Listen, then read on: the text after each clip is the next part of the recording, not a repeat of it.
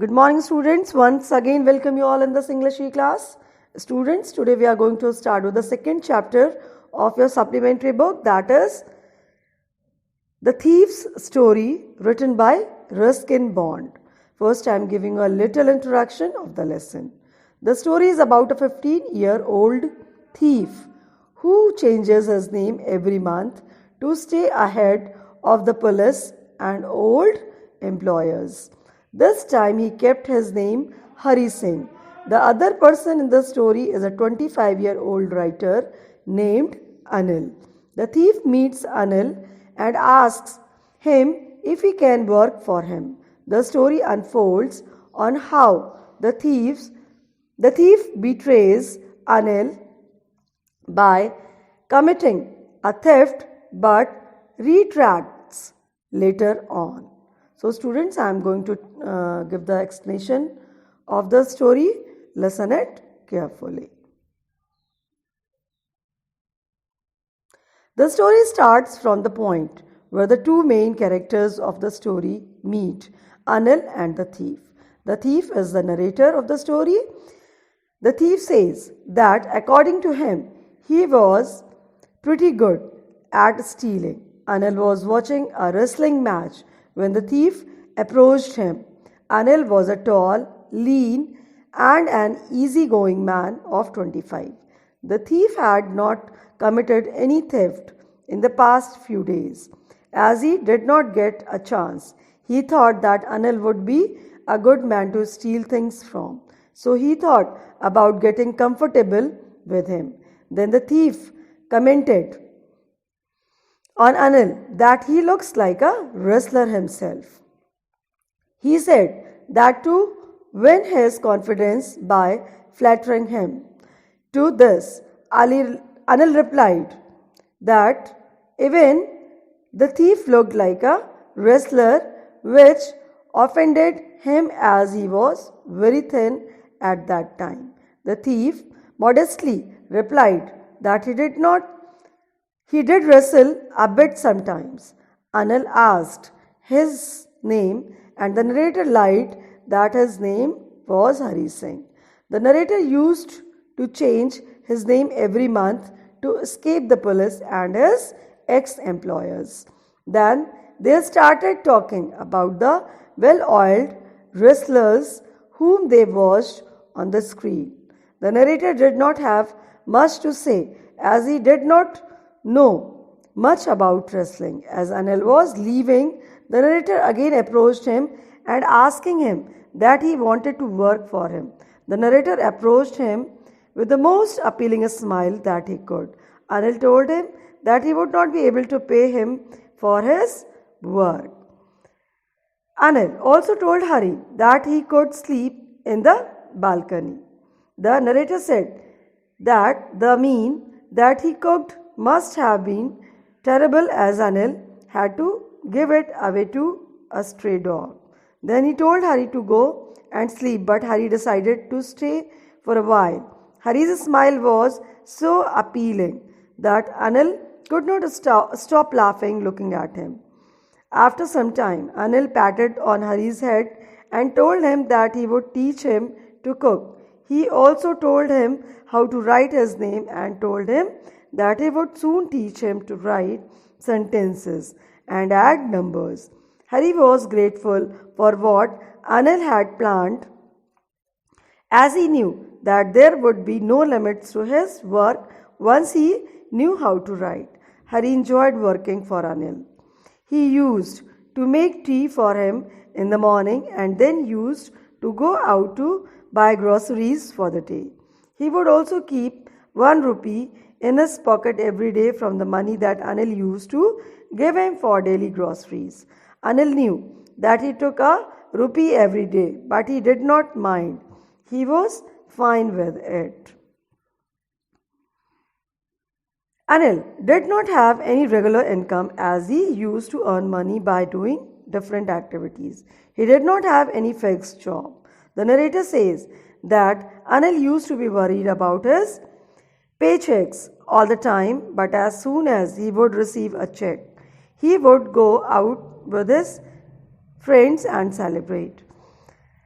The narrator thinks that he used to write for magazines. The narrator also thinks it to be a strange way to make money. Then suddenly, one evening, Anil came home with some money and told Hari that he had just sold a book to a publisher. Before going to bed, Anil put the money under his mattress and Hari saw him putting the money there. Hari thought that he had been working for Anil for almost a month and now he had not cheated him, apart from the 1 rupee that he used to take out daily. The narrator also thinks that he had every chance to steal as Anil had given him the key to his room as well as he could come and go whenever he wished to do so. Hari had been trusted upon by Hari the most. Hari had not been trusted upon by anyone else in his life. This was the only thing that was stopping Hari from stealing, as Hari thought that it is way easy to rob a greedy man because he has the capability or the money to get robbed as he knows about what he has lost. But for a careless man like Anil, there was no use to steal as they sometimes don't even come to know that they have been robbed. Also, Hari feels that when someone does not come to know that he has been robbed, then there is no fun left in robbing him. Then Hari decided that he would not start with some work. He had not robbed anyone for a long time. He also justifies his act of stealing Anil's money by telling himself that if he did not steal it, then also Anil would waste it on his friends. He also thought that he had a right over the money as Anil did not even pay him for the work he used to do.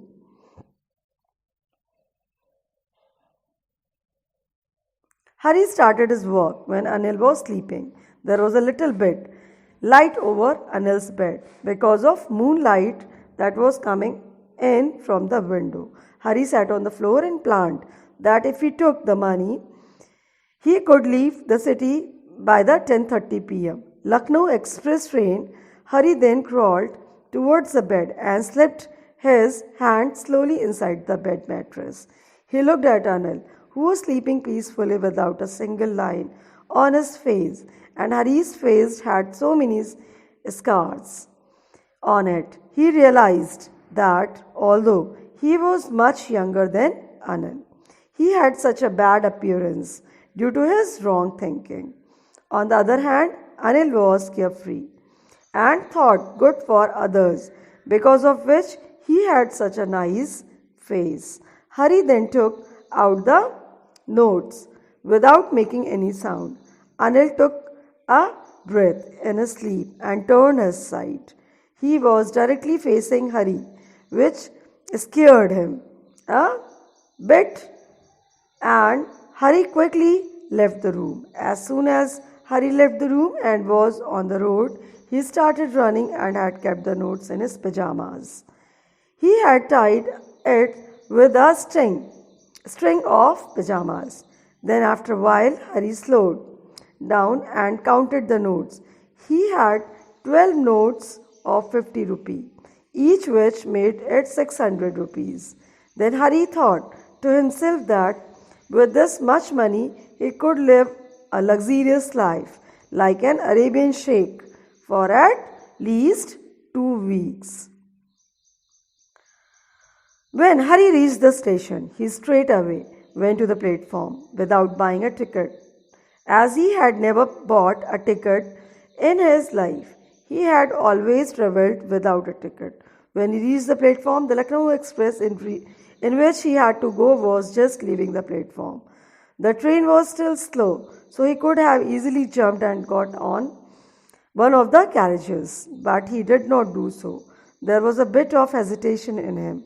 Even he did not understand why he had the hesitation inside him, and because of that, he could not board the train. After some time, when the train had left, Hari found himself all alone at the empty platform. Hari did not know where would he spend the night. He did not have any friends whom he could go to, as he used to think that friends were more of a trouble than being helpful. He did not even want to stay at any of the small hotels, as that would attract attention. He knew only one person very well, and he had dropped him as well. As Hari was walking through the bazaar, after leaving the station, he was thinking of the observations as a thief in a short career span. He had realized that although everybody from rich to poor shows different reactions to losing their goods, but Anil would only be a little sad. That too would not be because he lost his money, but because he has lost trust that he had on Hari. He would be sad that he trusted someone so much and the person had betrayed him. Hari was walking when he reached a park. He sat on a bench. As it was the month of November, the night was a bit chilly, and then drizzle added to the discomfort that Hari was going through. It started raining quite heavily, and Hari's shirt and pajamas stuck to his body. Cold wind was blowing across Hari's face. Then Hari went back towards the bazaar and sat under the shelter of the clock tower to escape getting wet. It was 12 o'clock. By the clock tower, Hari checked the notes and they were wet. Then again Hari started thinking at that it was Anil's money, and if he had not stolen it, Anil would have surely given him 2-3 rupees to go for a movie. But now he had stolen it. He had it all. Now he would not be able to make tea or do groceries for Anil anymore, nor would he be able to learn to write whole sentences ever. He had not realized that he would be losing all these in the excitement of stealing the money. He knew that if he could learn to read and write, he could earn much more money than these few hundred rupees, and that too honestly. He knew that it was very easy to steal something from someone, but sometimes it was that easy to get caught as well. He knew that if he learned to read and write, he could surely become a big and respected man one day. Then Hari told himself that he should go back if he wanted to learn to read and write, and also if he wanted to be a big man one day. Hari went back to Anil's room and was very nervous because he knew that it was much more difficult to return stolen things without being caught than actually stealing it. Hari went to the hallway and stood there. As the moonlight was still falling over the bed, Anil was still asleep. Hari went near the head of the bed and took out the notes. As he was going near the mattress, his hand could feel Anil's breath on his hand. Hari became still for a moment, found the edge of the mattress, and finally slipped the notes under it. The next morning, Hari woke up a little late, and Anil had already made the tea by then. Anil extended his hand towards Hari and had a 50-rupee note in his hand. Hari thought he had been caught. Then suddenly Anil explained that he had made some money the day before, so he was giving him 50 rupees. He also said that he would be paying Hari regularly. Hari was really happy, but when he took the note in his hand, he saw that it was still wet from last night. He also told Hari that day he would teach him how to write complete sentences. Hari realized that Anil had come to know that he had stolen money and kept it back.